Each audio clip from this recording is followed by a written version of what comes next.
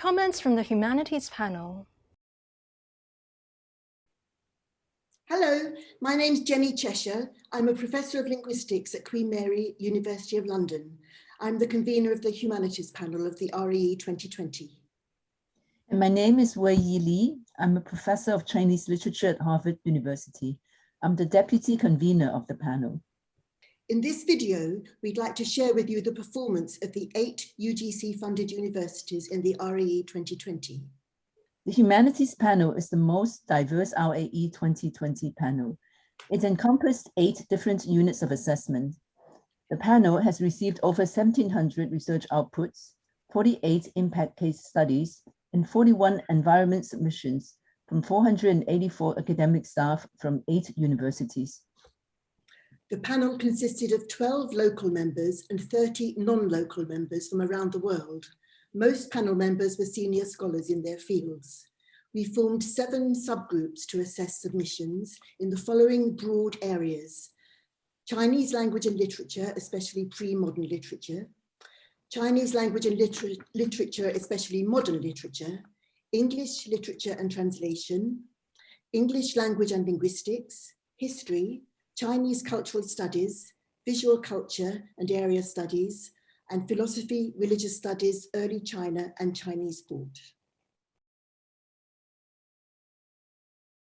Are the universities performing well in the RAE 2020? All members of the Humanities Panel agreed that the submissions constituted an impressive body of very strong research overall, on a par with esteemed universities in other urban centres around the world. Panel members who'd been involved in REE 2014 noted an improvement in the quality of the work submitted for REE 2020.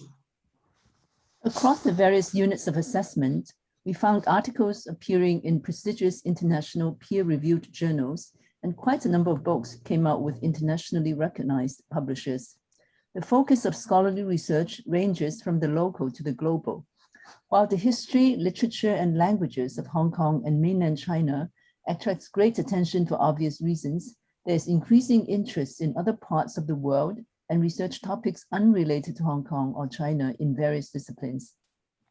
Panel members were impressed by the intellectual vigor and the high level of international collaboration shown in the research outputs across the board, a testament to Hong Kong's unique position as a hub for lively and uncensored exchange of ideas.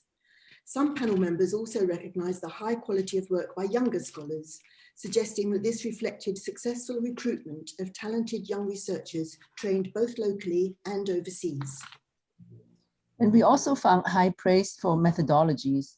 In some areas, scientific methods are combined with humanities research, such as this is true, for example, in linguistics. And in other areas, we see textual analysis combined with new theoretical approaches. And across the board, we see interdisciplinary research flourishing. All the panel members were impressed by the high standard of research in the humanities in Hong Kong, which ranks among the very best in the world. The distribution of grades from 1-star to 4-star for research outputs is comparable with that in equivalent exercises elsewhere, for example, in the UK and in New Zealand, with the exception of history, where the grades awarded were relatively high. What are the strengths of the 8 UGC-funded universities? We've been asked to mention some specific areas where Hong Kong research is world leading, but we only have a couple of minutes to do this, so we can mention only a very few areas. They're certainly not the only areas of strength in the humanities in Hong Kong universities. In early Chinese literature, we see notable strengths in the study of excavated texts and their comparisons with received texts. We also see excellent work done on classical poetry and poetics, mixing literature and culture, the relationship between literature and cultural study, drama, classical and vernacular fiction. In modern and contemporary Chinese literature, Hong Kong literature and cultural studies, the May 4th movement, Republican literature, literature during the Sino-Japanese War, the relationship between literature and media studies, the legacy of classical literature in the 20th century and beyond, all these are strong points in the research from Hong Kong universities. In linguistics and English language, there were special strengths in language acquisition, sociolinguistics, historical linguistics, some aspects of theoretical and applied linguistics, multimodal discourse analysis, English linguistics, including world Englishes, and Chinese linguistics, including research on some of the less well-known Chinese dialects and languages, as well as on Cantonese and Mandarin Chinese. In English literature, 19th century literature, particularly Victorian, is very strong. So is early modern literature, post-colonial theories and world literature, comparative literature, and book history. In translation, the history and theory of translation and interpreting is very strong. So are intercultural studies and the specific application of translation studies in the local Hong Kong context. In area studies, the universities are doing great work on cinema studies, cultural studies, the politics of culture, and Pan-Asian popular culture.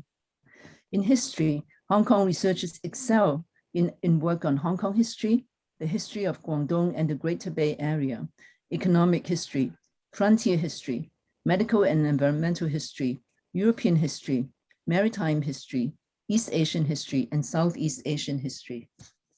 In philosophy, we witness great work on Chinese thought, early Chinese thought, and comparative philosophy, and on analytic philosophy of language and mind.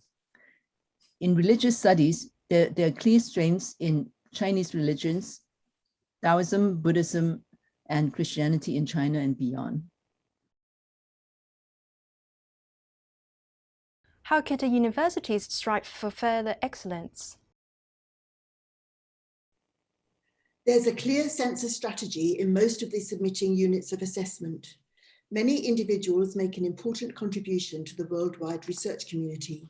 Much research is published in the top international peer-reviewed journals and with leading international publishers. There is extensive evidence of international ties and collaborations and important contributions to current international intellectual debates. Critical humanities has flourished in Hong Kong. The panel think this is because it's always been a meeting place of different cultures and because Hong Kong colleagues have not felt encumbered by limits imposed on the expression of ideas.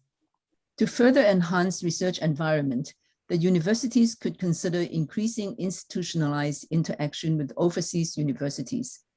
They can set up shared degree courses with overseas universities, and they can also organize conferences in the fields that Hong Kong scholars are doing leading work. Overall, the Humanities Panel was impressed by the very high standard of research in the humanities in Hong Kong. And humanities research in Hong Kong has social impact. It makes an important and beneficial contribution to many aspects of life beyond academia. We congratulate the Hong Kong universities for the impressive research performance and look forward to further research excellence from Hong Kong.